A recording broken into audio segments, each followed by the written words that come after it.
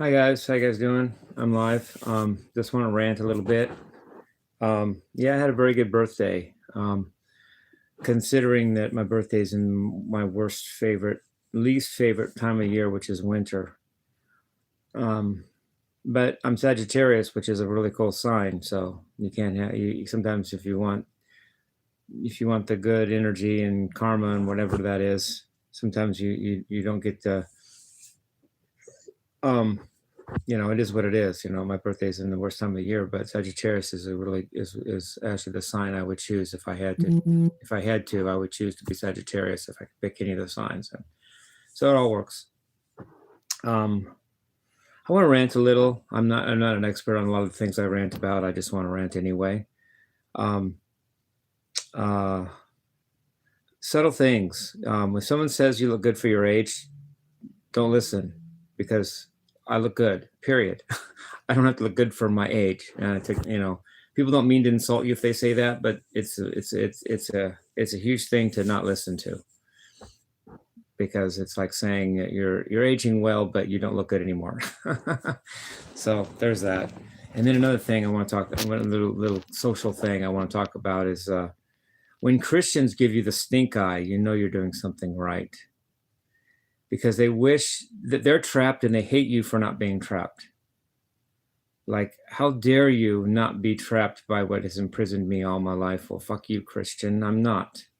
And take it as a good thing, I love when I get like scorned by people that are self-righteous, because it only affirms that I'm doing the right thing, and affirms that I'm doing what I want to do.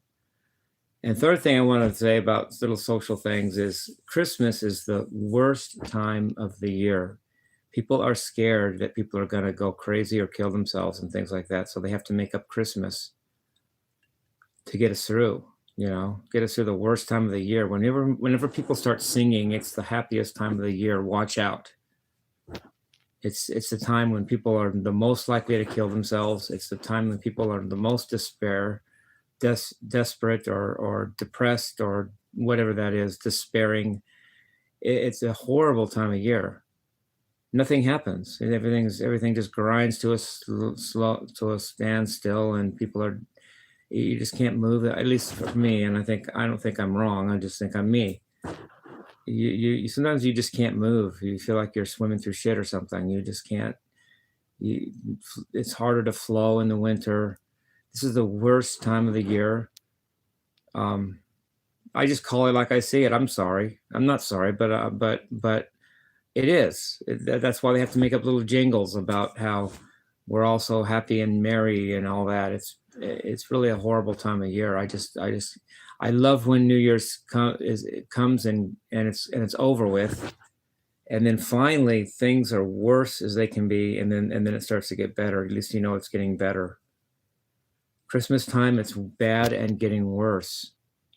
We don't really recover till after the winter solstice hits, and you start moving back up again, and the weather starts getting better and the energy picks up again. But when it's this time of year, when it sucks and it's sucking more every day, days are actually getting shorter every day, but yet they are very short. Worst time of year. People are scared, so they have to make up little songs. And everybody's waltzing. Nobody can rock out 4/4 time anymore. We have to all waltz to one. Jingle bells, jingle bells. It's a horrible time.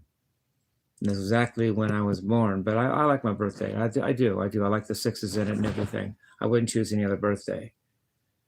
In fact, they say for adopted people, because I was given up by my natural mom. So some say that that's actually traumatic to feel my birthday, because it reminds me on a subconscious level that I was abandoned on this day. Well, if it's going to be that way, I'd rather it ruin a winter than a summer, eh? At least my birthday is not in the middle of summer when I'm really having fun, and then the birthday would ruin it, right? If I'm going to if I'm subconsciously reminded every birthday that I was given up, and that's painful for me, if it is, I'd rather it be in the winter when it sucks anyway. Get the bad out of the, get it out, get it. At least it doesn't ruin my summers. Anyway, so just chatting. What do you want me to do?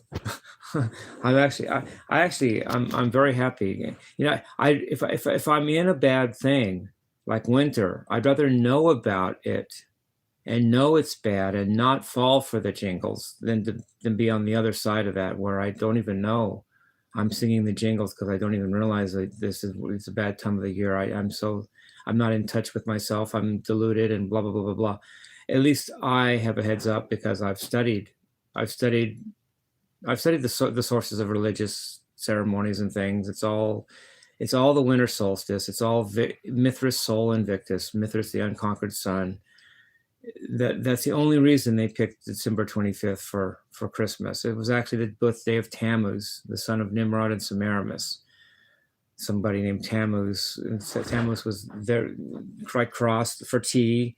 Nimrod the sun, Semiramis the moon goddess, and it had to coincide with winter because that's the Saturnalia. That was already a pagan. That was the biggest pagan ritual. So how did Constantine unite the empire? He combined Christianity with paganism, and one of the biggest things that came out of that was Christmas. Because if you have a Christian deity, i.e., Jesus, and you have a pagan celebration, i.e., Saturnalia, combine the two.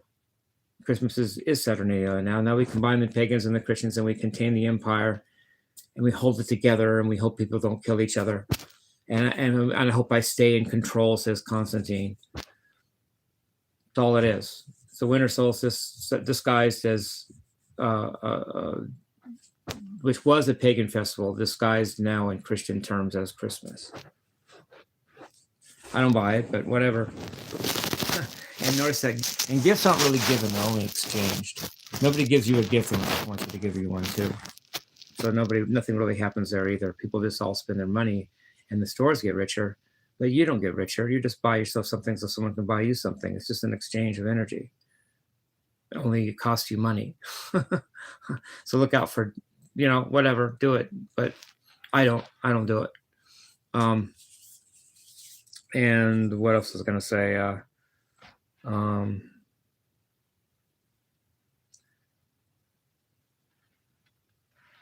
Yeah, just thinking.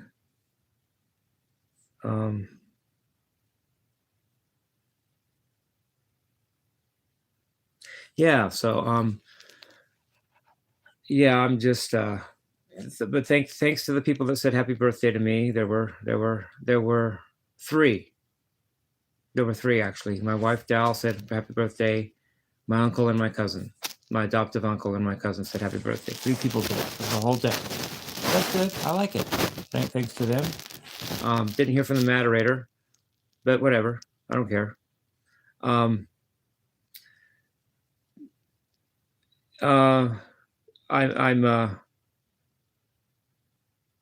really happy with. Yeah, so I'm getting ready. I'm still practicing my songs for the parties that are coming up. Doing good there. In fact, I learned. You probably already know this already, but I learned Jimi Hendrix's version of the Star Spangled Banner, and I got that because I got the Woodstock CD from Spindle's Records. It rocks in Temecula. Otherwise, I wouldn't really want to keep doing it if I couldn't go toe to toe with Hendrix's version, and I wouldn't have been able to do that. I wouldn't have done it just from the video. I just wouldn't have. Having it on CD allowed me to really pick it apart and get it, and now I feel good about doing it. And I said, and I reviewed Eruption. That's my first song by Eddie Van Halen, or just technically Van Halen, and then Jimi Hendrix version of Star Spangled Banner, and I've only got 13 more to go. I'm going to start working on them. I've already done them all. It's just a matter of review and making sure I got all the pointers fresh in my mind and all the words straight and all that stuff, And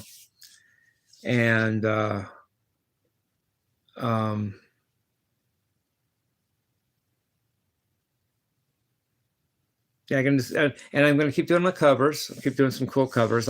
For some reason, sometimes I like doing the covers on acoustic. For some reason, you can hear the notes better. You don't have to. I don't know. It has advantages to just hear all the notes. And I'm working on some. I have some cool ideas for covers to do. And I like my classical pieces. I don't want to run them into the ground and do them too often. But every time I've done one lately, I've wanted to do that because I've had an update. You guys want to hear what the one on the last one was? The update I had? Okay, I guess I can tell you. I decided to go ahead with that since I've done the major scales, I've done the major arpeggios, I've done the majors, I get that. I decided that if I want to do Yngwie style, if I want to just go Phrygian and diminished seventh and harmonic minor and just minor it out, I can. I'm going to let myself do that.